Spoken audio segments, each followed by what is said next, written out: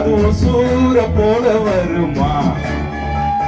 அட என் நாடு என்றாலும் அது நம் நாட்டுக்கு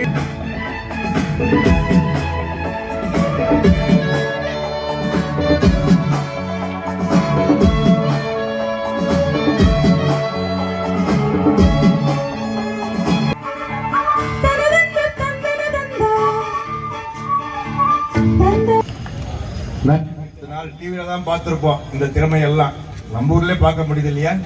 இவ்வளவு திறமை கொட்டிக்கிறது உங்களுக்கு தெரியாது. அடுத்த மாதம் எஸ்பிபி பாலசுப்ரமணியன் அவர்களின் அன்பு மகன் திரு எஸ்பிபி சரண் அவர்களும் அனுராதா ஸ்ரீராம் என்ற பின்னணி பாடகர் இருவரும் வந்து ஓசூர் மியூசிக் அகாடமி என்ற அமைப்பை துவக்க இருக்கிறார்கள். எல்லாரும் வந்து சேர்ந்துக்கணும். உங்க பசங்கள்லாம் அங்க ட்ரெயின் ஆகணும். எல்லா டிவிலையும் ஒசூர் என்ற பேர் வரணும். அதுக்கு நம்ம எல்லாம் சேர்ந்து பாடுபடணும். அதுக்காகத்தான் ஒசூர் மியூசிக் அகாடமி என்ற அமைப்பை ஏற்படுத்தி இருக்கிறோம். இந்த அமைப்புல எல்லா ஒசூர் பாடகர்களும் எல்லா இசை கச்சேரிகளுடைய குழுக்கள் வச்சிருக்காங்க. எல்லாருமே ஐயா வெங்கடாஜலபதி அவர்கள் வந்து ஆனந்த கீதம் இசை அறக்கட்டளை என்று வந்து அறக்கட்டளைகளை வந்து எப்படி சர்வீஸ் பண்ண முடியும் அப்படின்னு பண்ணிட்டு இருக்காங்க. அந்த மாதிரி எல்லா அறக்கட்டளைகளும் ஒன்றிணைந்து அவங்க தனித்தன்மை விட்டு விடாம ஒசூர் மக்கள் ஒசூர் மியூசிக் அகாடமி சேர்ந்து நம்ம செய்ய போறாங்க. நம்ம எல்லாருக்கும் அவங்களுக்கு வாழ்த்துக்கள் சொல்லுவோம். நம்ம கமிஷனர் சார் இங்க இருக்கிறாரு. Sir, we would like to conduct every month there is a program here, musical bonanza for these people. So thank you. அப்படியே எஸ் ஒரே எஸ் எது திங்க பண்ணல. சோ இதை எப்பவுமே யூஸ் பண்ணிக்கோங்க. இங்க வந்து அழகா இது கொஞ்சம் மட்டும் கொஞ்சம் ஆல்டர் பண்ணி ஐ லவ் ஒசூர் வந்து எல்லாருக்கும் தெரியணும். அப்பதான் நம்ம ஒசூர்ல பாடுறோன்ற எண்ணம் நமக்கு கிரியேட் ஆகும். சோ அதெல்லாம் ரசிப்போம்.